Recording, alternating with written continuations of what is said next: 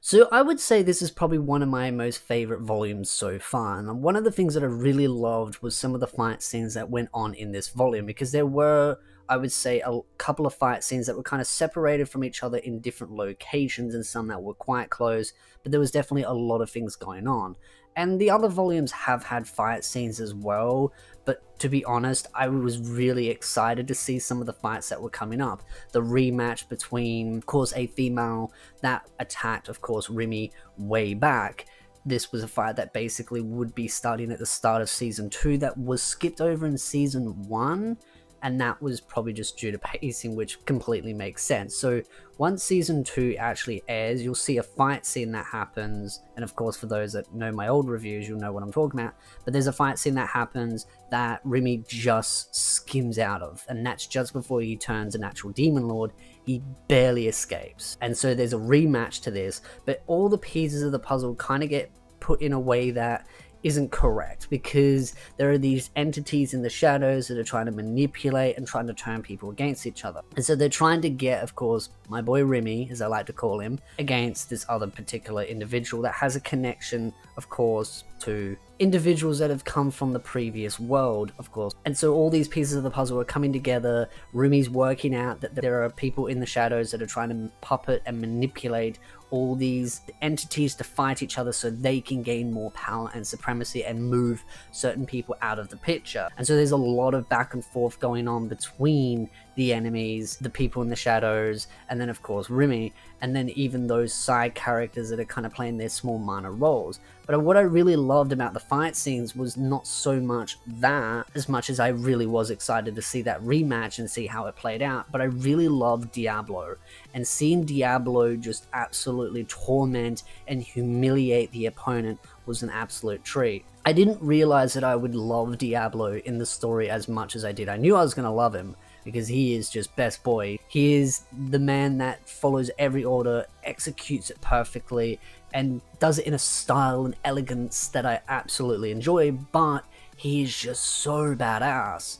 He knows how to torment the enemy, he knows how to make himself look good, and in this volume he does get a little bit outwitted, a little bit, and the amount of frustration and anger that goes through him was kind of refreshing, because I liked the idea that even though he's really powerful, he still can fear some components, which is him fearing that he'll no longer be of use to Remy and be basically disposed of and said, hey, I don't need you anymore, you're useless and incompetent. And so Diablo really takes a lot of pride in his work and making sure that everything is done and executed to the best of its ability. So seeing him take a bit of a grudge on and go full throttle into sort of like a war mode to find out the truth and then completely spin the situation back in his advantage again was what I really loved about this volume. Diablo is one of those characters that I feel like really contributes in a really good and fundamental way to the story, and that's why I'm really excited about Season 2, because I want to see more of Diablo in an anime format,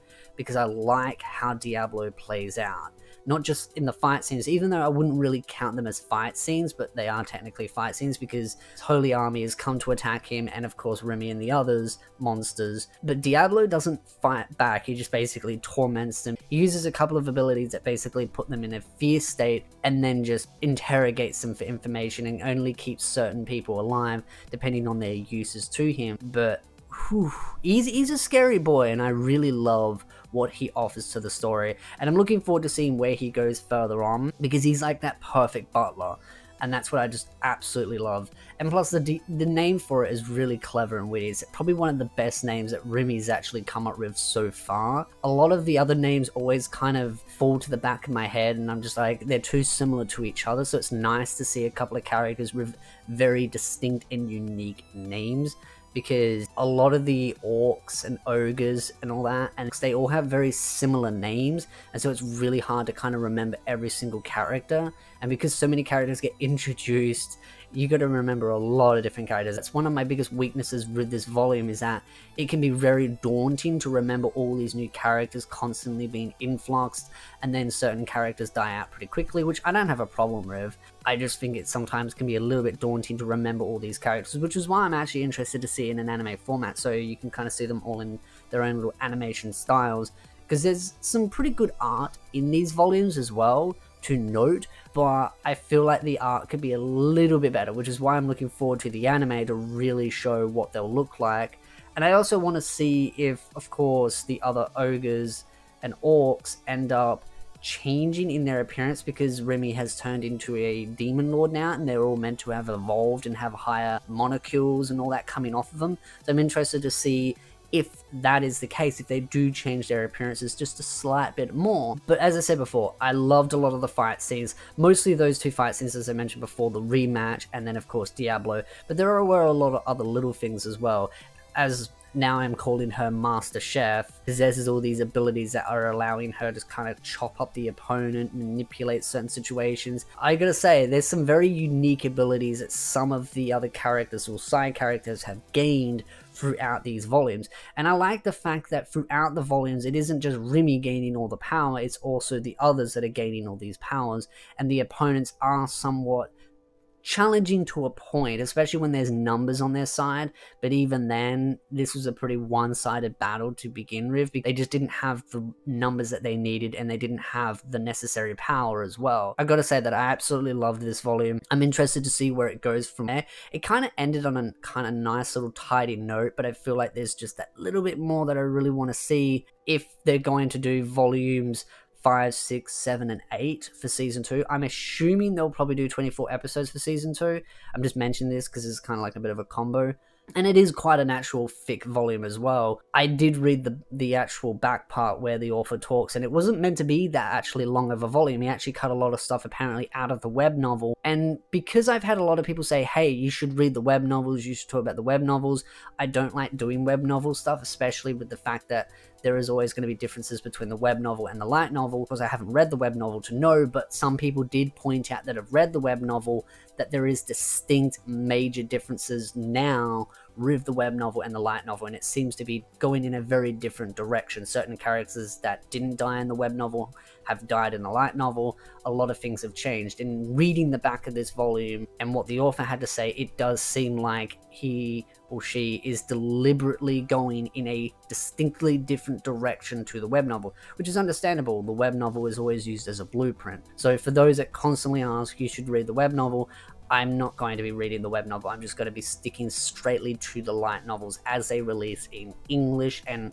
get my reviews out as quickly as possible. One of the other things that I also did really enjoy, as much as there were definitely some really cool fight scenes and some big build-ups to things to come when it comes to wars and people in the shadows and all that, was the building up of the city and seeing all the different pieces of the puzzle come together when it comes to that establishment of the city, especially when it comes to infrastructure on the roads, walls, buildings, sort of, I would say, governmenting building. It all kind of works really well together. It really establishes this community, establishes this trading hub, and it really shows that Remy is building up this economical powerhouse as well, and Diablo manipulates a lot of the other enemies that attacked him to pay up a massive lump sum fee, and then that leads to some other things that are possibly going to happen in volume 8 and onwards. But there are a lot of pieces that are kind of concluded in this volume as well. I really did like the actual detail it went into upgrading the city. It almost makes me want to play like a variation of Civilization 6 for this anime slash light novel, because it was really cool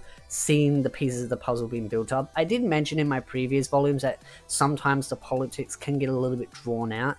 It's mainly there are some characters that I'm not as interested in as compared to, say, like the characters that were the main focus in this volume. So as much as I don't mind some politics, there is a point where there's just a lot of talking about like little stuff, like how they're establishing laws and all that. I guess I don't mind it per se, it's just sometimes I like a little bit of a mixture, and I felt this volume did a really good job at mixing up the combat, the comedy, the character building, and then of course the politics, and then throwing in some really cool fight scenes, not just between Remy but also Diablo and some of the other minor characters. So there was a really good mix of that. Overall, I think the volume was an absolute treat. I'm interested to see where things go, especially kind of where there's a lot of unrest between the other political powers outside that are very upset with the fact that they lost towards Remy, and of course his monsters, as they like to call it, and them paying up upfront fees, the change in politics, the demon lords, and certain other shadowed entities kind of trying to rise up to gain more power and influence. I'm very fascinated by that. I'm also fascinated to see what other upgrades Remy seems to get, because he seems to be constantly getting new powers, and there was hints at some new powers that could be unlocked later on. Of course, I assume he's going to constantly get more powers. It's like an ultimate power progression light novel series, but there was a lot of ones hinted in this volume that he'll be getting at a later stage, that the, I would say, artificial intelligence in the back of his mind is gaining knowledge on. I'm really enjoying the volumes. I'm really excited to see how volume 8 goes. I assume we will be getting some form of a season 2 announcement within probably the next 3 months, give or take. I assume, being what it is, that there is a spin-off side story manga English release coming out as well. I'll be covering that on the channel to some degree. I don't know how I'm going to go about it, if I'm just going to do volume reviews on each manga volume. It's only a manga for those that want to actually read it, because it's a spin-off side story. So I'm going to actually be getting those and reading and reviewing those. I will be doing some character analysis videos as well, but that will be coming out at a later date. So I don't know if I'll do it as kind of like a topic video or as a actual volume review. I'll decide that at the time. But overall, I'd love to know your thoughts in the comment section down below. What were your thoughts about this volume? What were your favorite components? Just your overall thoughts and opinions are definitely welcome in the comment section down below. But if you like this video, hit the like button, subscribe for more anime content, and I will see you, beautiful nerds, in the next video.